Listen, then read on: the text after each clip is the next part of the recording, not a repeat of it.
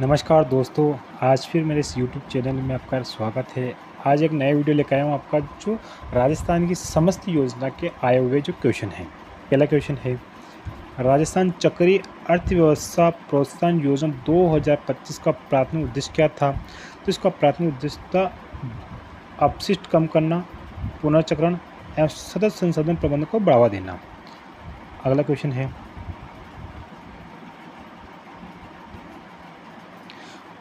मुख्यमंत्री मंगला पशु बीमा योजना में किन पशुओं को बीमा कवरेज नहीं दिया जा सकता है?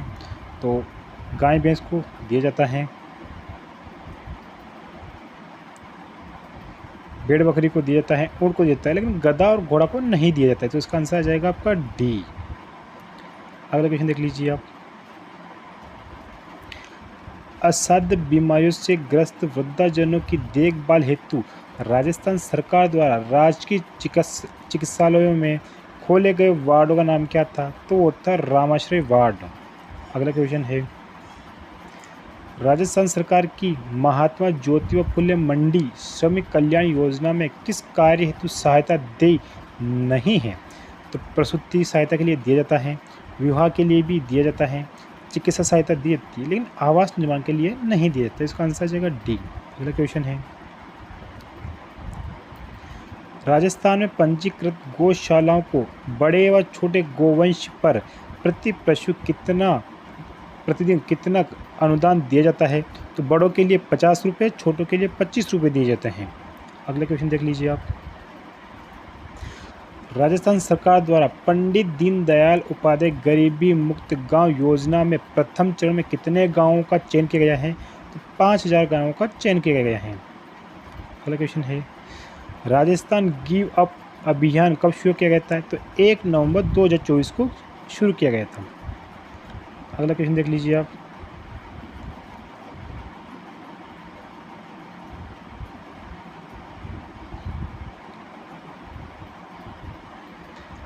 सूची 1 और सूची बी से मिलान कीजिए। सूची 1 में परियोजना नाम दे रखा है और सूची बी में वित्त प्रदान एजेंसी है। तो पहला ऑप्शन है, राजस्थान शहरी क्षेत्र विकास कार्यक्रम किसके द्वारा चलाया जा रहा है? तो ये चलाया जा रहा है आपके KFW के द्वारा। का 1 में 3 हो जाएगा। राजस्थान जल क्षेत्र आजीविका सुधार परियोजना किसके द्वारा चलाई गई है? तो ये जीका के सहयोग से चलाई गई है। बांध पुनर्वास एवं सुधार परियोजना किसके सहयोग से चलाई गई है? तो ये चलाई गई है आपके विश्व बैंक के सहयोग से। और अंतर्राज्यीय प्रेक्षण प्रणाली ग्रीन एनर्जी कंट्रोल ये किसके सहयोग से की गई है? ये ADB के सहयोग से चलाई गई है। तो आपका ए में 3 हो जाएगा आपका सी आंसर, बी में 4 और बी में 1 विश्व बैंक हो गया और डी में आपका 2 हो गया। तो आपका सी आंसर हो गया। अगला क्वेश्चन देख लीजिए आप, गलत युग्म को पहचानिए और नीचे दिए गए कूटों का प्रयोग करते हुए सही उत्तर चुनिए। एक तरफ राजस्थान की स्कीम दे रखी है और एक तरफ लाभार्थी समूह या क्षेत्र दे रखे हैं। आस्था स्कीम है, आस्था स्कीम में किसको इसको शामिल किया गया है? देखिए, उन परिवारों को आस्था कार्ड देना जिनमें 2 या 2 से अधिक व्यक्ति 50% अधिक अशक्त वाले विशेष योग्य जन है नहीं। तो ये आंसर गलत हो जाएगा। अगला देखिए अब, नवजीवन योजना अवैध शराब के व्यवसाय में लिप्त समुदाय का कल्याण की स्कीम में बिल्कुल सही है। तीसरा ऑप्शन है मिशन वात्सल्य अनाथ बच्चों के कल्याण की स्कीम है, ये भी सही है। प्रधानमंत्री जन विकास कार्यक्रम रेगिस्तानी पहाड़ी क्षेत्रों की विकास स्कीम नहीं, तो ये भी नहीं है। तो इसका आंसर क्या हो जाएगा आपका? बी और सी इसमें राइट है। इसका ए आंसर हो जाएगा, इसका ए आंसर हो जाएगा क्योंकि ए और डी गलत है।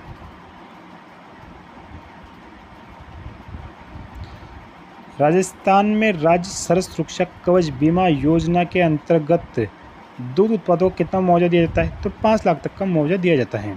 अगला क्वेश्चन है, बैलों से खेती योजना के अंतर्गत पात्र अरहर किसानों को वार्षिक रूप से कितनी राशि प्रदान की जाती है? तो ये की जाती है 30,000 रुपये है। अगला क्वेश्चन देख लीजिए,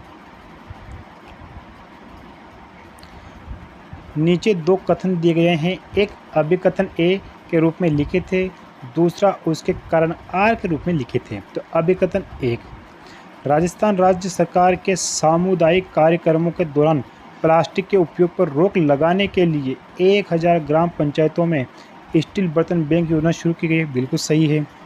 कारण आर देखिए, प्रथम स्टील बैंक खैराबाद पंचायत समिति कोटा में खोला गया, बिल्कुल सही है। तो ए भी सही है और आर भी सही है, और आर एक ही व्याख्या करता है। तो आपको देख लीजिए कि पहला ऑप्शन ए और आर दोनों सही है, आर एक की सही व्याख्या करता है, बिल्कुल सही, इसका ए आंसर हो जाएगा। अगला क्वेश्चन देख लीजिए अब। एक तरफ कल्याणकारी योजना दे रखी है और एक तरफ उनका प्रायोजन दे रखा है। आपकी जो कलेवा योजना है, वो कलेवा योजना होगी आपके स्वास्थ्य से संबंधित। जो ये मंडी है जहाँ पे अनाज बेचा जाता है, तो वहाँ पे ये जो अनाज बेचने वाले जो लोग होते हैं उनके लिए चलाई गई है योजना, और वहाँ पे उनको 5 रुपये में अच्छा स्वास्थ्यपूर्वक यानी कि अच्छा स्वादिष्ट खाना दिया जा सकते हैं।